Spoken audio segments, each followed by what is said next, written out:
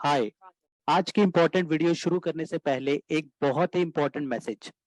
अब due dates और update की चिंता से हो जाएं बिल्कुल मुक्त, क्योंकि टैक्स गपशप लाया है आप सभी के लिए और आपके क्लाइंट्स के लिए ड्यू डेट और अपडेट रिमाइंडर, जिससे आप जान सकते हैं उस मंथ की सभी इंपॉर्टेंट ड्यू डेट्स और अपडेट, वो भी अपने लोगो और बिजनेस डिटेल के साथ, जो कि आपकी ड्यू डेट को याद रखने की चिंता से तो दूर करेगा ही, साथ ही साथ आप अपने क्लाइंट्स या फिर प्रोस्पेक्टिव क्लाइंट्स को भी रिमाइंड करा सकते हैं upcoming due dates by sharing it through social media platform जैसे कि WhatsApp, LinkedIn, Telegram, Twitter, Instagram, जो कि हमारे बिजनेस को भी ग्रो करेगा, वो भी मल्टीपल टाइम्स।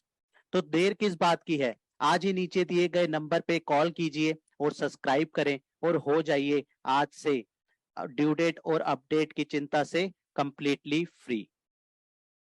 हेलो फ्रेंड्स, मैं सीए मोहित पुनेट आप सबका स्वागत करता हूं आपके अपने चैनल टैक्स गपशप में। थंबनेल में बिल्कुल आपने सही देखा। आज इसके बारे में हम डिटेल में जो है चर्चा करेंगे।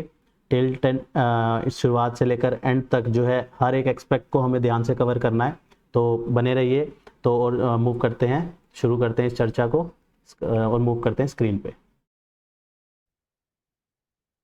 बार ये देखा गया है कि क्लाइंट जो है ये क्वेश्चन पूछता है कि क्या सर बेटर क्या रहेगा कि हम एलएलपी खुलाएं या फिर हम प्राइवेट लिमिटेड कंपनी खोलें, क्या खोला जाए एलएलपी या फिर कंपनी। तो हमें आज की इस वीडियो में हम डिस्कस करेंगे कि क्या जो है बेटर रहेगा। और बात यह है कि टैक्स रेट के अलावा भी बहुत सारे ऐसे फैक्टर है जिनको हमें ध्यान में रखना है इस डिसीजन को लेते हुए कि क्या बेटर है एलएलपी खुलाना या कंपनी खुलाना। टैक्स रेट में तो डिफरेंस है ही है। टैक्स की बात करें तो हमारे 25%, अगर हम बात करें अगर स्पेशल जो अलग से जो सेक्शन आता है जहां पे टैक्स रेट कम हो जाता है, हमारा सेक्शन 115 डबल बी वाला जो है वहां पे 22%, अगर नॉर्मल बात करें तो 25%, 30% हमें यहाँ पे जो है टैक्स रेट लगेगा। यही हमारा एलएलपी में बात करें तो यहाँ पे हमारा फ्लैट रेट 30% हमारा टैक्स लगेगा। टैक्स के अलावा क्या क्या चीजें हैं वो बात ध्यान में रखनी है और उसके अकॉर्डिंगली हमें डिसीजन लेना है कि हमें प्राइवेट लिमिटेड के लिए जाएं हम या फिर हम एलएलपी के लिए जाएं। तो क्या क्या डिफरेंस है ये हम समझते हैं। पहले क्या था, ये जो एलएलपी एक्ट आया 2008 में, राइट, एलएलपी एक्ट 2008 में। यहाँ कंपनी एक्ट जो है पहले कौन सा था, 1956 हमारा कंपनी एक्ट होता था। फिर जो है उसको अलग से जो है नया कंपनी एक्ट आ गया, कंपनी एक्ट 2013, राइट। कंपनीज जो है वो बहुत पुराना, बहुत पहले से चलता हुआ आ रहा है। इसका एक्ट जो है 1956 से चलता हुआ आ रहा है, लेकिन ये एलएलपी जो है एक नई चीज आ गई 2008 में और एक लिमिटेड लाइबिलिटी पार्टनरशिप का कॉन्सेप्ट आ गया, जहां पे कोई एलएलपी कोई दो एज अ पार्टनर या दो टू और मोर देन टू जो है एज अ पार्टनर भी जो है अपने आप को रजिस्टर्ड कर सकते हैं अंडर एलएलपी एक्ट 2008, राइट। दोनों केसेस में जो है आरओसी डील करेगी, राइट, चाहे वो कंपनी हो चाहे वो हमारी एलएलपी हो। लेकिन डिफरेंस क्या क्या है, किन बातों का ध्यान में रखना है वो हम डिस्कस करके चलते हैं। इसमें अगर हम बात करें कि इसमें पार्टनर कितने चाहिए, मिनिमम 2 पार्टनर ही चाहिए और मैक्सिमम की कोई लिमिट नहीं है एलएलपी की बात करें। और अगर प्राइवेट लिमिटेड कंपनी के केस में बात करें तो मिनिमम कम से कम 2 डायरेक्टर चाहिए और मैक्सिमम जो है यहाँ पे 15 डायरेक्टर चाहिए, राइट। मेंबर, अगर हम मेंबर की बात करें तो मेंबर के केस में मिनिमम 2 चाहिए एलएलपी के केस में और मैक्सिमम की कोई लिमिट नहीं है। लेकिन अगर हम कंपनी के केस में बात करें, एलएलपी में 2 और मैक्सिमम कोई लिमिट नहीं। अगर कंपनी की बात करें तो मैक्सिमम मिनिमम 2, मैक्सिमम कितने, 200, मैक्सिमम 200 यहाँ पे, क्योंकि प्राइवेट लिमिटेड कंपनी की बात कर रहे हैं हम, यहाँ पे पब्लिक लिमिटेड की बात नहीं कर रहे। तो इस चीज को ध्यान में रखें, यहाँ पे जो भी चर्चा हम कर रहे हैं ये प्राइवेट लिमिटेड की कर रहे हैं।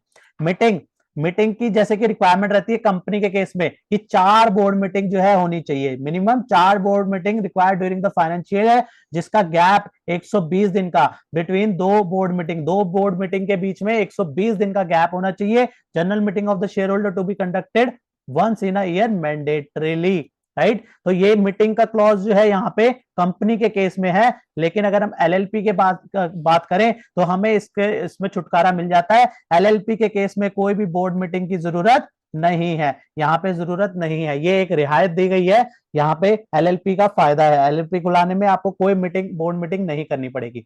स्टैट्यूटरी ऑडिट की बात करें तो एज पर लॉ जो है कंपनी के केस में जो है स्टैट ऑडिट मैंडेटरी है। लेकिन अगर हम बात करें एलएलपी में तो यहाँ पे एक बेनिफिट और मिल जाता है कि यहाँ पे ऑडिट की रिक्वायरमेंट नहीं है। कब तक नहीं है? जब तक पार्टनर कंट्रीब्यूशन जो है 25 लाख से ऊपर ना हो और टर्नओवर जो है 40 लाख से ऊपर ना हो, तब तक ऑडिट की रिक्वायरमेंट नहीं है। लेकिन अगर ये एक्सीड कर जाती है तो जाके ऑडिट एप्लीकेबल होगा, राइट। तो ये सेकंड फायदा हमें यहां पे मिल जाता है कि हमें अगर हम बात करें तो हमारे अगर देखें, क्योंकि पार्टनर मिनिमम में तो सेम है, मैक्सिमम में यहाँ पे रिस्ट्रिक्ट हो जाता है। तो हम यहाँ पे करें तो हमारे को एक फायदा यहाँ दिखता है।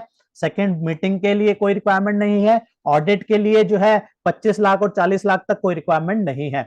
अगर हम कहें मिनिमम कैपिटल रिक्वायरमेंट, तो यहाँ पे मिनिमम कैपिटल की भी कोई रिक्वायरमेंट नहीं है। और यहाँ पे भी अगर हम बात करेंगे मिनिमम शेयर कैपिटल की रिक्वायरमेंट नहीं है। तो यहाँ पे सिमिलर हो गया, नो चेंजेस, नो क्या है, अगर हम no any changes in both of the, either we go for the LLP, either we go for the company. और अगर अगली बात करें तो abiding by the LLP agreement, LLP agreement इसमें मैंडेटरी होता है, राइट। और कंपनी के केस में आर्टिकल ऑफ एसोसिएशन और मेमोरेंडम ऑफ एसोसिएशन जो है मैंडेटरी होता है, राइट। तो इसमें एज सच कोई, इसमें अगर हम बात करें कंप्लायंसेस की, तो हमें चौथा बेनिफिट यहाँ पे है कि इसमें लेस कंप्लायंसेस हैं, इसमें लेस कंप्लायंसेस हैं। इसमें अगर हम बात करें तो इसमें एक फॉर्म 8, फॉर्म 11 वगैरह जाते हैं, राइट। अगर हम कंप्लायंस बात करें कंपनी के केस में थोड़ा सा ज्यादा हो जाता है, जैसे हमें इसमें AOC 4, MGT 7 ये सब तो जाने ही होते हैं, राइट। तो ये जो है कंप्लायंसेस हमारे जो है लेसर रहते हैं, क्योंकि यहाँ पे ऑडिट की भी रिक्वायरमेंट जो है मैंडेटरी नहीं रहती। जो रिक्वायरमेंट अभी जो हमने लिमिट ऊपर देखी वहां तक रिक्वायरमेंट नहीं है। तो यहाँ पे लेस कंप्लायंसेस है एलएलपी के केस में और कंपनी के केस में ज्यादा है। और अगर हम टैक्स स्ट्रक्चर की बात करें तो इसमें इजियर है, ठीक है, नो डिविडेंड, क्योंकि डिविडेंड डिस्ट्रीब्यूशन टैक्स भी नहीं लग रहा। यहाँ पे कंपनी के केस में बात करें तो थोड़ा कॉम्प्लिकेटेड हो जाता है, क्योंकि डिविडेंड डिस्ट्रीब्यूशन टैक्स भी है, लेकिन ये जो है यहाँ पे थोड़ा इसको चेंज कर देंगे, to be paid by the share holder.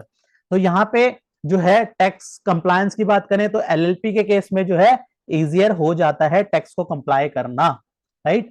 Tax rate जरूर 30% लगता है, लेकिन जो है इजी रहता है उसका कंप्लायंस, क्योंकि डिविडेंड डिस्ट्रीब्यूशन टैक्स का चक्कर नहीं पड़ता।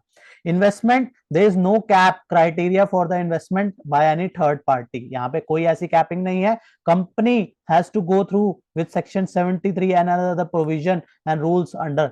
तो यहाँ पे जो है कैपिंग इन्वेस्टमेंट की एलएलपी के केस में नहीं है, लेकिन सेक्शन 73 का जो है कंप्लाई करना पड़ता है कंपनीज के केस में इन्वेस्टमेंट के रिगार्डिंग।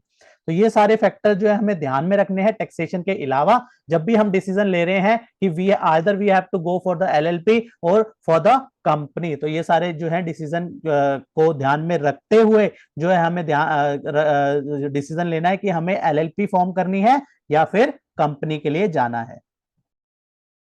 होप आज की ये डिस्कशन आपको पूरी जो है क्लियर हुई होगी।